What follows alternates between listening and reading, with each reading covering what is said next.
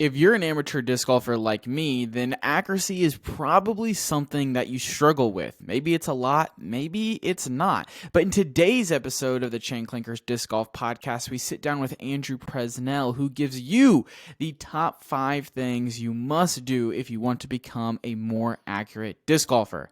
Let's get into it right now. What's up, everybody? It's Andrew Presnell here, and you are listening to the Chain Clankers Podcast. Welcome in, everybody, to the Chain Clankers Disc Golf Podcast, presented by Upper Park Disc Golf. They've got the best disc golf bags in the game right now. Some of our touring pros out there who've been on this podcast really enjoy their bags. And this is a company that actually cares about the sport. They care about bettering the sport. They're not just in it for profit. They are here to make the sport a better place and make you a better disc golf with their bags. You can get the Rebel, you can get the Shift, you can get the Pinch Pro. It just depends on what level and how much you want to spend. They have the perfect disc golf bag for you. Use promo code CLANKERS10 at checkout to save 10% and support this podcast. Today, we've got an exciting guest. We've got Andrew Presnell joining us on the podcast. He's off to a good start here in 2023, I'd say, with 2 top 35 finishes on the year on the Elite Series. Andrew, how are we doing tonight, man? We're doing pretty good. Thanks for having me. I'm excited to share my story with you and your audience, and yeah, thanks for having me. Yeah, and so let's just kind of start with, we're starting to really get into the season. I feel like when we hit Las Vegas, we then get a little break before we come to Waco. I feel like once we hit Waco, then we've got the Open right after that, and then things just kind of keep going weekend after weekend. Is that kind of how it feels like for you? Are you ready to hit that full stride for the season, or still kind of getting used to it? Definitely ready to hit the full stride. I feel like every year with the Disc Golf Pro Tour, there's just more and more events back-to-back weekends, and you really don't get that many breaks anymore. And even when you do get those off weeks, I'm kind of known for playing local events back home, so I feel like I'm grinding more than the average touring pro out there. I'm hitting anywhere from like 40 to 50 tournaments a year. Yeah, that's dang near every single weekend. So this is someone who's dedicated to their craft and dedicated to their game. And Andrew, where is kind of home for you? Where do you mainly go to? Yeah, so I was born in Springfield, Missouri, which is kind of southwest part of the state. I live in Ozark, Missouri currently, which is just south of Springfield. And yeah, I call Springfield area, but Ozark technically is the city that I live in. Nice. And you're going to have to forgive me, but how close is that to Table Rock? That's relatively close, isn't it? Yeah, Table Rock is in Branson, which is about 30 minutes south of my home. Gotcha. Okay, cool. Yeah, we're based out of Kansas, so we're in Wichita, so 5-ish hours, I want to say, away from there, give or take a little bit. And I remember going up to Table Rock and for summer trips and stuff like that with the fam. So definitely know what kind of neck of the woods you're in, and there's definitely some good disc golf there. I know we've got a lot of Missouri listeners as well. And so kind of how did you first get into disc golf? Was this something that everyone around you was doing? Did someone kind of show you the game? How did it start for you? So my brother took myself and my dad out on Thanksgiving Day. I think it was 2012. That was the first time I was ever introduced to disc golf, and it just kind of built from there as a family activity that we get out and do a couple times a week, and just turned into me falling in love with the game and going out and practicing myself, without anybody. And I'm always a competitive person. I like sports, and it just gave me a new game to try out, and it's just really fun once you actually start learning how to throw the disc well. You can really set new goals for yourself and see yourself develop in this sport. Yeah, absolutely. It's incredible to watch new players. The first round, I'm kind of doing this with some friends at work right now. The first round, kind of rough, trying to understand how a disc feels in their hand and throw it. The second round, they cut their scores in half. I'm excited to get them out for the third round and just continue to watch that development. And what did that development look like for you? Were you one of those quick learners where, hey, within a couple months you're playing A tiers in the MPO division, or did it take a little bit of time for you to get better at disc golf? Yeah, I played for about 2 years, just kind of casually by myself or with friends, before I ever tried out a league.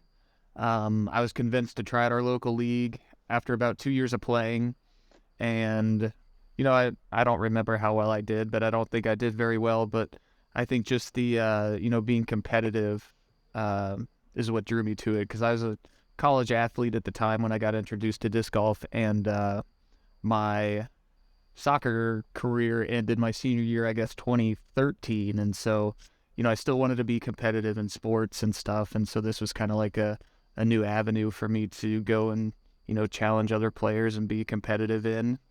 And yeah, and so I think I started trying to compete once soccer was finished, and I still had that competitive drive in me.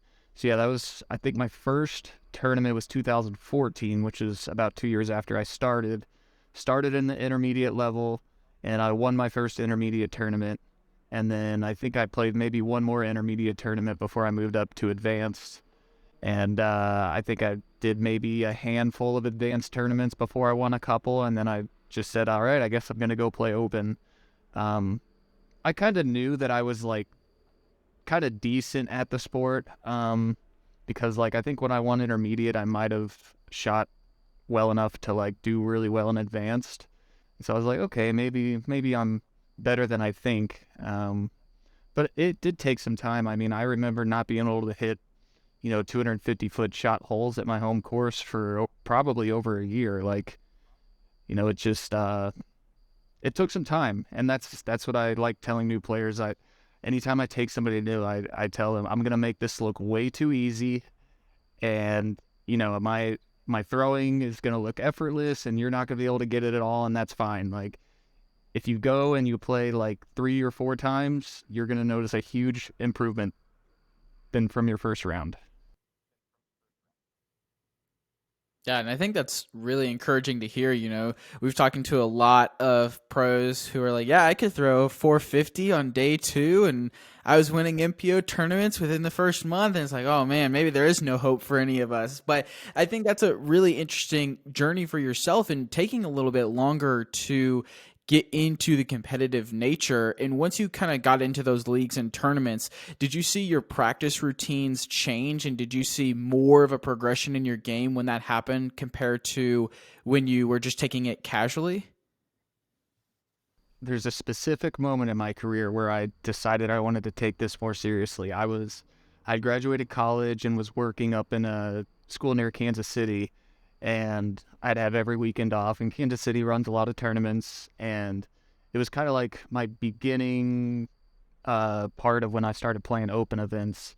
And I remember I got like second place at a tournament in Kansas City in like a pretty deep field, and I won like almost $400 or something. And I was just like, whoa, I just made $400 in one day playing disc golf. And I was like, I distinctly remember like the switch going off. I was like, okay, like I could probably make some money if I dedicate myself to this. And I think that's kind of when my practice routine really started to set in. I worked in Warrensburg, Missouri, which is where Central Missouri State is. Or wait, is that right? University Central Missouri. And they had a turf field lit up, 24 hours a day, 7 days a week that I could go and throw. And I would go out there probably 3 or 4 nights a week just practicing shots. And then on the weekends, I'd make a trip to Kansas City and play all the good Kansas City courses. So really dedicated myself kind of that period of my disc golf journey. Yeah, and when you were working on those shots at that field, what were you mainly focusing on, or maybe some drills you were doing? So that's back when I just wanted to throw as far as you can and not really care too much. So I was just like practicing distance. I would just be in one end zone, and you had an entire turf field, probably 370 feet, if you include the end zones and stuff. And then there was tennis courts right behind it. And so my goal was always to make it over the tennis court fence, somewhere in the tennis court. And I mean, that's kind of when I was just really practicing the distance. And I don't think I really practiced accuracy too much, which I definitely noticed. I used to love the long bomber courses, but now I consider myself more of a technical course player. Um, yeah, I think that's just developed as I've gotten older. I'm almost 31 now, so definitely don't have the flexibility and the distance like I used to when I was like, 24. Yeah, absolutely. I can understand that. And so did you have people who came up to you while you were on this turf field and like, hey, what are you doing here? Or did you really not have any of that interaction? I had a couple buddies up there that would occasionally go to the field with me and practice, but for the most part, um, most of the time it was like late at night, and so not a lot of people would be out there. It'd be like maybe 9:30 at night when I'd head out there, and because I didn't want anybody to be out there just, if they're playing soccer or whatever on the field, you don't really want to be throwing over next to that or anything. So, um, yeah, not a lot of people asked me what I was doing. Yeah, nice. I wondered because the few times I've hit a turf field here, I somehow always have someone who comes up and is like, "What are you doing? You can't be here," or tries to give some sort of crap for it. But no, that's interesting, man. So talk to me a little bit about we're training, getting better, working on distance. And starting to play better in tournaments, winning some events. What kind of led you to decide to go full time into disc golf and join the pro tour? Kind of talk me through that decision. Yeah, so I was working. I think this was the decision of me going full time touring happened in 2017, I think. So I was in like my third year of teaching. And I mean, everybody knows teachers really don't make a whole lot of money and stuff. And, that is the case. And um, once my third teaching year ended, I said I was going to try out like a little mini tour during the summer and play. I think it was maybe like 8 events from, like end of May to like beginning of August. And I said, if I have some success, then I'm going to quit teaching and just kind of roll with this. And, um, and I think the beginning of that year is when I landed my first kind of like semi sponsorship with a company called Full Turn Discs. They were based out of Branson, which is where Table Rock is located.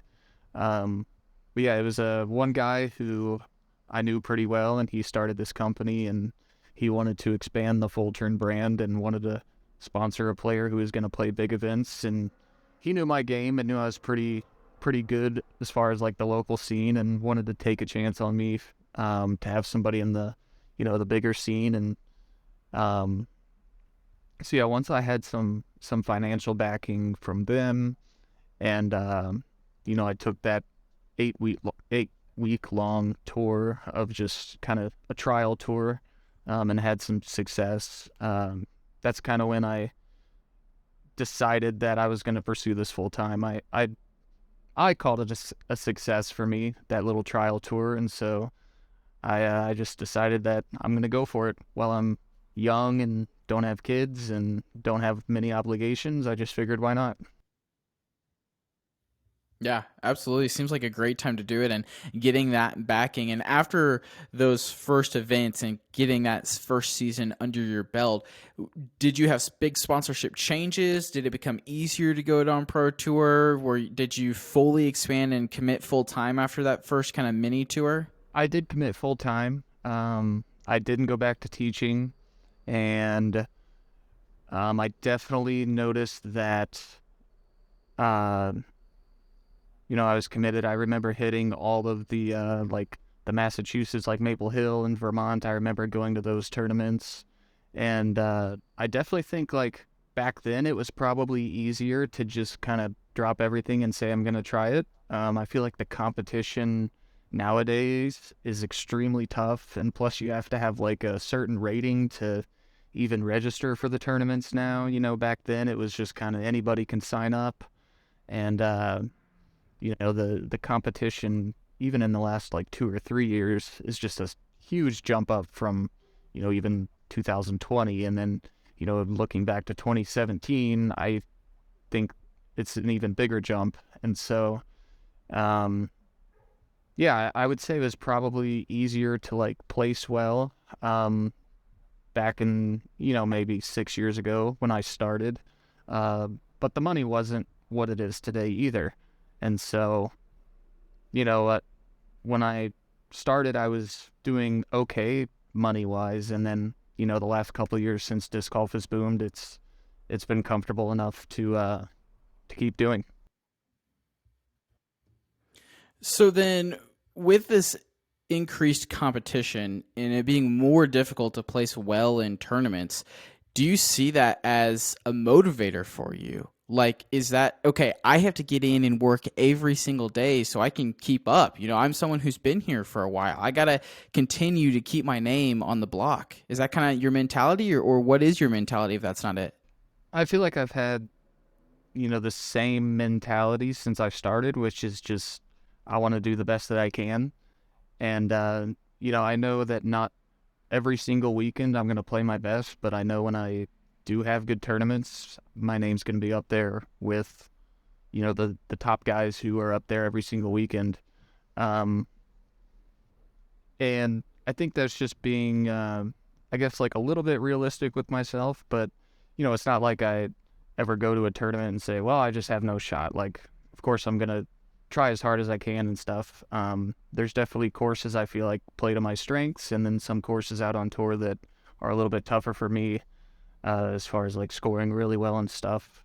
Um, but yeah, it's a balance. You just gotta keep going, and I'm always motivated to do the best that I can each and every week. Yeah, absolutely. And let's talk a little bit about Discraft. When did Discraft kind of come in on your disc golf journey, and just talk a little bit about the experience with them so far? I had talks with Discraft, I want to say mid 2018 with D-Glow is when I first met Bob Giulio, who's the team manager. And I was placing pretty well in the big events in 2018 with my full turn sponsorship, which is a mixed bag. You can have like open bag, but then also bag some of their molds. And so the beginning of 2019, I guess technically the end of 2018, I was talking with Bob a lot, and he ended up taking a chance on me, and this was the year that like Macbeth and Ulibarri and a couple others that ended up going to Discraft that same year. And so Discraft was making a big push in the sport, and I did have offers from I think maybe one or two other companies, but I wanted to be with with Discraft and what they were about to do as far as making a big splash in the sport. Yeah, and how has that decision kind of impacted you in your future? Like, do you see yourself as a lifelong Discraft guy? Like, what is it about Discraft that makes you want to continue to play with them? There's several things. I mean, they do take care of me pretty well financially. And then like obviously the plastic I feel like is probably the best plastic on the market right now. And Discraft is just very easy to work with. If I have ideas or if I'm placing an order or anything like that, super easy to work with. And then we do a lot of team stuff, team dinners. We go to Top Golf. We go to whatever. It's just a good team and a good environment to be around. I like all the players that we have on our team, and yeah, I'm super happy with Discraft. Yeah, I can understand that for sure. Would you say that Discraft has the best team? Like, when you look at everyone's skill level and play overall, would you say that if we took like a manufacturer's championship, right, and everyone who plays for Discraft gets points, and would you say that Discraft has the strongest pro team? I will say yes. They also have a very deep team. Um, Yeah. if you take like the top three guys from each company, I could see like any company shooting really well. But if you take like the top 15 guys, I feel like Discraft is really deep. I feel like Innova is pretty deep. Um, I feel like those two might stand out if you're taking, a whole bunch of players for some kind of team event. Hey, I think that has been a pretty good discussion, and I know we're going to get into a little bit more of that on the bonus podcast, which will be on our Patreon, patreon.com/ChainClankers. So, and we might get back to some of it, but definitely if you want to hear more, make sure you head over there for our bonus episode. I think right now we'll go ahead and kind of transition into Andrew's top 5 things that you have to do if you want to become a more accurate disc golfer. So, as Andrew's kind of alluded to on the podcast, very accurate disc golfer, good at technical golf, hits gaps quite often. And we can tell that you have some knowledge around that. So we want to hear, what are your top 5 things that players need to be doing that will help them become more accurate? So just start off with number 5 and we'll kind of talk about it and move down the list. In no particular order, I got to go check my list here. All right, so just start with one of them. Yeah. Okay, so I'll just say number 1 is avoid rounding. Okay. What does rounding look like, and how do you avoid that? Sure. So rounding is a term in disc golf when your reach back is technically behind your body, and so when you pull the disc through to throw, you have to basically, you're bringing the disc around your body before you release, and so not having that straight pull through, you're essentially releasing the disc on an arc. And so sometimes it might go exactly down the middle, but then most of the time it's going to release some angle on that arc, which is why, you might feel like it was an early release or a late release due to that rounding, since you have to basically bring that disc around your body. So avoiding rounding is essentially another way of saying pull back a little bit out and away from your body so that you can pull directly through the power pocket area, and you don't have to avoid your body when you pull through. Gotcha. So if I'm understanding correctly, rounding it, if I were to look at myself from the back, so my arm would almost be behind my back if I was to round. Correct. Yeah. I forget who told me this, but he said a way to picture rounding, on your very furthest reach back point, if your arm were to disappear and the disc were to stay there, the disc should be able to see the target, the line that you're trying to throw. If you are rounding, so you reach back, it's behind your body, your arm disappears, disc stays there, your body's going to be blocking the line you're trying to throw. It was maybe Brian Earhart who had that analogy, but I like that analogy. Yeah. That makes sense. Okay, what do you got for number 4? Okay, the next one I have is to tempo down, essentially meaning your footwork and your run up when trying to throw. Okay, so is this like a overall like slowing everything you're doing down? So instead of the James Conrad sprint, like more of a slow turtle-like walk up? I would say yes. Definitely, tempo down. You're not trying. Usually when you're trying to hit a gap, very rarely are you ever trying to throw it as hard as you can, I would say. True. Like if you have a hallway of trees, the most important thing is to advance down the hallway. Even if it's a 400-foot hallway and you advance 200 feet, by tempoing down, that's way better than trying to throw it all 400 feet and missing your line and advancing 30 feet down the fairway. It's just about, I always say, like in woods golf, you just got to advance forward. Any forward progress is good progress for woods golf. Yeah, and so I know something that I kind of struggle with when I tempo down and I kind of try to slow everything down. I find my discs hyzering out a lot quicker because I'm not able to put that same speed on there. So how can I slow my body down but still give it that same speed to where I would expect my disc to still fly relatively the same? Yeah, so you could either switch to maybe your next step down in stability, so something slightly less understable where it doesn't require as much power, or you could just completely switch up to like a mid-range or a putter that flies straighter with less speed. And I don't know if that was one of my talking points. That was my third talking point, is use a slower disc. Um, Okay. so yeah, we can kind of just roll with this as Yeah. my number three, which is, like you were saying, if you're using the high speed stuff, but you're tempoing down, it's going to act even more overstable. And so, you might hit the gap the first 70% of the flight, but then it hyzers into the rough. But yeah, using a mid range, using a putter, using maybe a slightly flippier disc on a hyzer flip line, that's going to keep the disc in the fairway for majority of the flight.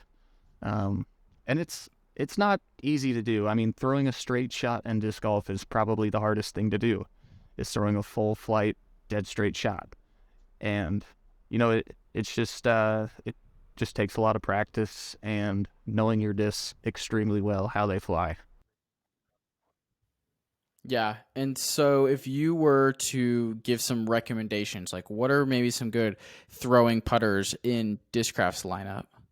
Throwing putters, I throw a Jawbreaker Focus right now. Very just neutral throwing putter. Very angle sensitive. So if I want to throw it on Anheuser, it just likes to stay on that angle. I feel like I'm a pretty good flat disc releaser. So I really like just the neutral discs. If you just kind of have a little baby hyzer natural release, then maybe, I'm trying to think what else. Maybe like a Roach or something would be good. Um, yeah. Honestly, I haven't even thrown any other putters in Discraft in 4 years other than a Focus and a Zone. And everybody Well, knows a Zone is overstable, so really the only thing I know is a Focus for throwing yeah. the straight Yeah. shot. And then what's your go-to mid for that straight shot? Obviously a Buzz or my beat up drone that everybody sees me throw all the time. Um, yeah, the Buzz is a little bit more of a hyzer flip, and then the drone is something I can just power on and throw it nice and flat, and it's beat up enough where it goes straight for most of the flight. Gotcha. Okay, so what I'm kind of hearing on this one then, if you're struggling with, well, first off, if you want to be more accurate, you need to slow down. Going really quickly only increases your chance of missing your intended gap or line. But then also along with that, you want to either go to something more neutral to understable, or you want to go to a mid or putter because you'll see less of that side to side movement. It'll go more straight and you won't see as much of like a hyzer dump earlier in the flight. Gotcha. Okay.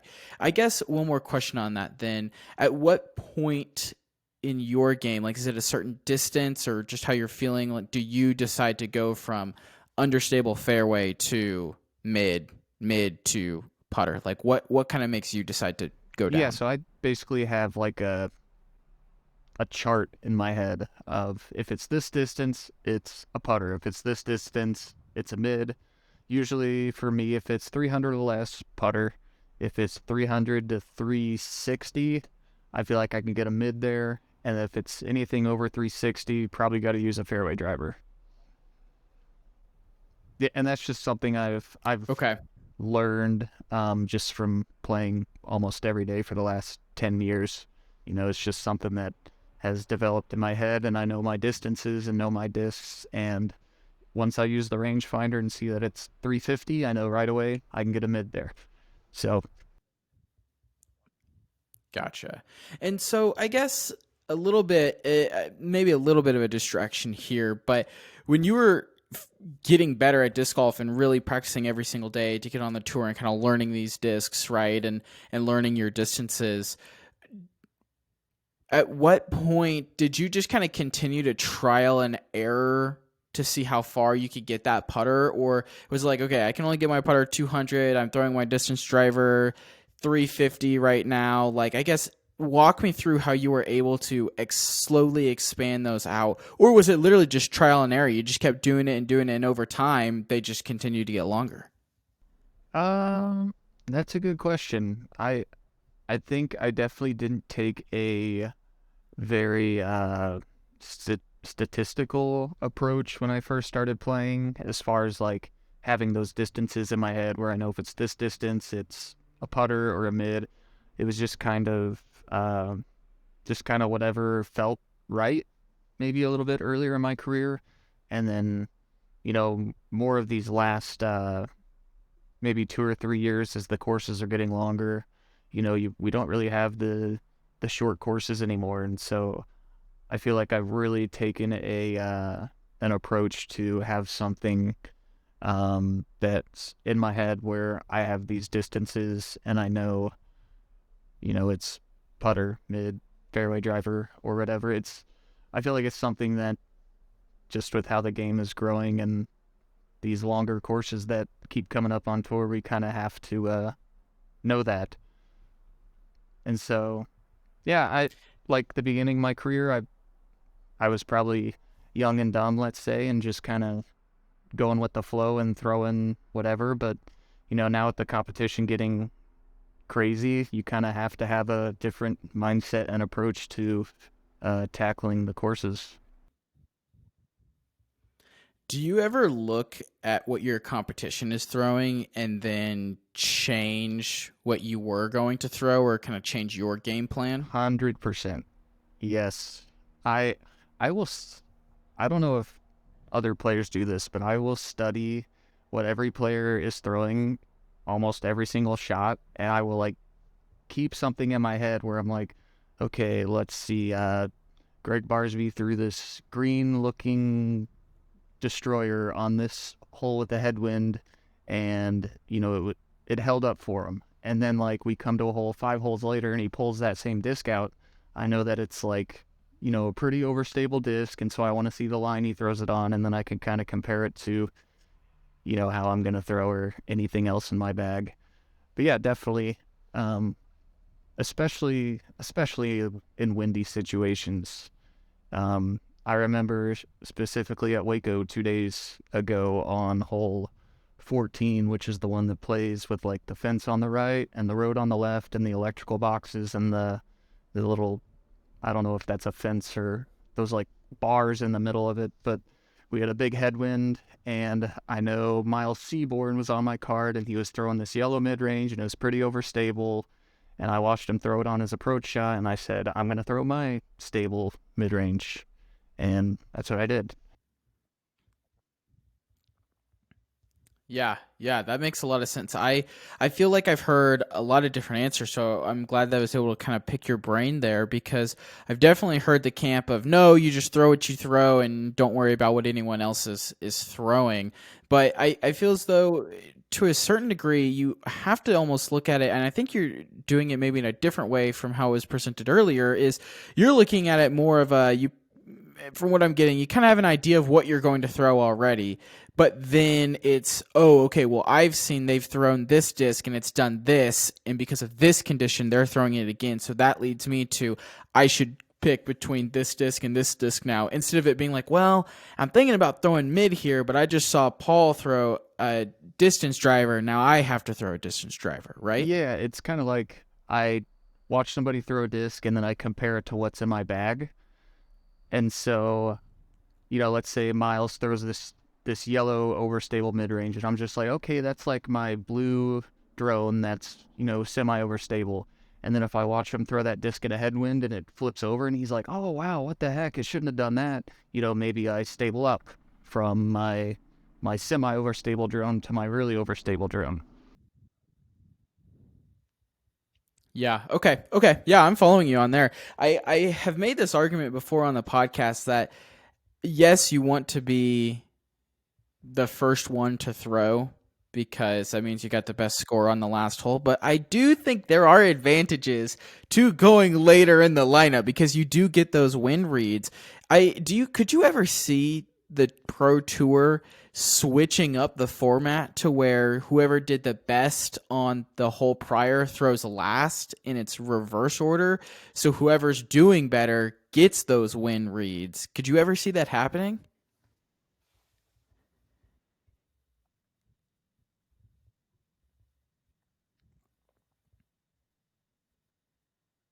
Yeah.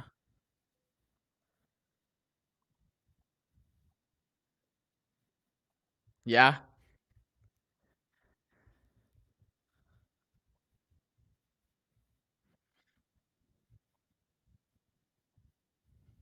Yeah, yeah, absolutely. It can feel like, right now you get the box and it's like, oh, yes, that is a good point in my round. Where then if it's the opposite and you get the box, you're like, I gotta get out of the box. I cannot continue to throw first every single time. Okay, cool. Well, hey, let's get back to what is number 2 on your list. All right, so we have run up the direction that you want to throw. That is, that's something that I feel like I have adopted the last couple years as I've started to gravitate towards being a woods player. Is that if I'm throwing on like a baby Anheuser, I go from like the right side of the tee box to throwing eventually my release is in the center of the tee box, just because it's that Anheuser line where I want to start it out left and drift it to the right. If I'm throwing dead straight, I basically start in the back of the tee pad and run up directly straight, and then for a hyzer left to right. Okay, so with that running in the direction that you want to throw, that makes sense to me. But I guess a question I have on that is how can you ensure you get the same hip rotation? Because I feel like for me, and something that I have been told a lot is you almost want to take an angle at wherever you're going to have your plant foot so that way you can have more hip rotation. So let's take this dead center shot, for example. If you're just running up directly straight, what are you doing to ensure you still get the same amount of hip rotation and spin on your plant foot? I feel like for me that the throw is the exact same. I feel like I'm not putting any different amount of hip rotation or anything else in the throw. It's essentially I'm doing the exact same throw, but then I'm just kind of lining the direction I want to throw. I don't know. I know that my form is a lot different than other people's because I don't really even rotate my shoulders super far back, and I feel like that might be another reason why I hit gaps pretty well is because I don't have the huge, big reach back. So yeah, I don't know. I might be a different, throwing style than a lot of other players. I just feel like I throw the exact same way, but it's just a different angle to the shot that I'm approaching it. Gotcha. So, that makes sense. And it's good to have different styles, different throwing techniques and forms to hear all those kinds of points. So to me, it sounds as though you're doing exact same. It doesn't matter where that plant foot is, and you're lining your body up. Everything's the exact same. You're just instead of always hitting the upper left hand corner ish of the tee pad, it could be center. It could be the right side of the tee pad, depending on how you want that shot shape to go. Exactly. Something that I've seen a lot of players do is they'll try to throw that Anheuser and then they'll get grip lock and just send it into the next dimension, or it'll be a cut roller or something like that. How are you able to avoid doing that when really lining yourself up for that Anheuser shot and going for it? So with my throws being all the exact same, it's that reaching out from my body so that I don't have to round, and then it's just pulling on that dead straight line. And so I feel like when I start from the back right of the tee box and I move towards the left of the tee box, that's kind of setting up my Anheuser line, where if I just basically throw how I always throw, it's going to come out on, maybe not the disc angle on an anhyzer line, but I'm throwing the direction for an anhyzer to move left to right. And then as I'm pulling through, adjusting my wrist just slightly is how I'll get the disc on the anhyzer angle. But as far as just the actual line itself, just starting right to left is what gets me on the line that I want to throw the disc, if that makes sense. Yeah. And so I guess when you're like your aiming point, is it more? This is really hard to do without being able to show you like what I'm talking about. But if let's take the tee box for example, and you're throwing an anhyzer, and just imagine it going straight up and down. It's just like a vortex. You've got the left side, you've got the middle, and you have the right side. When you're throwing that anhyzer shot, are you having that aimed at the left side, on the left side of the box, forcing it to move to the right? Or is it I'm aiming on the right side of the box and having it continue to go right? I'm trying to understand. So, to me, it sounded like the first one where I'm starting it out left and then kind of forcing it to go right. Is that what you were? Yeah, because like when I think of throwing a big anhyzer, I guess I'm thinking of everything's kind of coming out the exact same, but instead, like my hit point is still the same place. Instead, I'm just focused a lot more on almost forcing the disc to go to the right instead of just letting it naturally happen through like a hyzer flip or something like that. Okay, yeah. So I feel like I very rarely will like force a disc to like go right. It's more of a picking the right disc and then throwing it on just like a touch of anhyzer and then letting the disc do the work instead of me kind of like forcing it. But it's all in the shot shape too. I mean, there's some times where you just gotta force an anhyzer immediately out of the hand, and but yeah, just that slow panning, left to right anhyzer shot that a lot of people try to throw. It's definitely, I'm throwing it just on that touch of anhyzer angle, the disc angle, just on a touch of anhyzer with my disc line going left to the T-pad, right to left. Yeah. So it sounds like to me, it's better if you want to throw an anhyzer to just get something significantly or more understable than what you're thinking and just slightly kind of change your angle to be a tick of anhyzer instead of trying to keep that same overstable disc. Like, let's take a Zeus, for example, taking a Zeus and instead of really trying to yank on it and force it to go to the right in anhyzer, instead pick something a little bit more understable, like maybe like a Nuke SS, Crank SS, something like that, and just slightly kind of tweaking your angle. Yeah, and like the faster disc speed you get, the harder it is to throw a proper anhyzer. So I throw a lot of anhyzers with like my buzzes, and lately I've been doing like an Onyx, like a kind of a little bit straighter Onyx, which is a 10 speed. But I mean, I do have the high speed flippy stuff, and it is difficult to land it to get that full pan, because like a lot of times being a high speed disc, it'll either flex out or you will anhyzer it too much and it's going to catch that sharp edge and cut roll. So I definitely try to stay in the like the control driver speed at most when throwing the turnovers. Yeah, that's interesting. I don't think that's something I've heard before, but it makes sense with a lot of what we've discussed on this episode of, tempo, slowing your body down, the anhyzer shot. You take that step back. Don't throw that distance driver. Take the step back. It'll be easier for you to throw that shot and hit that angle. And yeah, all that makes sense. Okay, I'm excited. What do we have for number 1 on the list? So yeah, the last one, let me go back to my list here. We have, okay, so aim for a target further down the fairway than just the gap you're trying to hit. And this might be a little bit more Hang on. Try to. There you go. This one might be a little bit more of like an advanced skill. Because if you're a beginner, maybe your first thought is just hit the gap.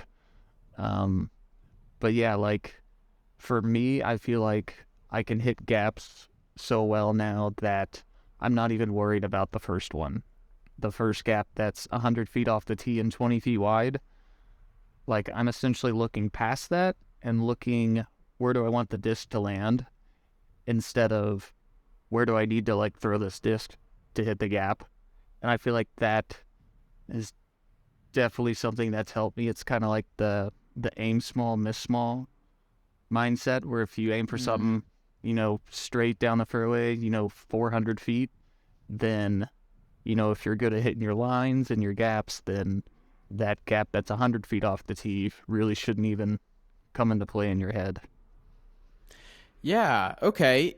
I feel like this is something that probably a lot of beginners struggle with because they are only seeing that first gap 50 feet off the tee or whatever it is. And I just hope I get past this one, and whatever happens next, we'll figure it out when we get there kind of mentality, where if you're not even thinking about that gap and you get past it, you're worried about where you want that disc to land. What's the second gap that you have to hit? Because also this has got to play into some sort of mental factor as well, of if you're focused on that first gap, wouldn't you have a higher likelihood of hitting that tree that's stopping you from getting through that first gap?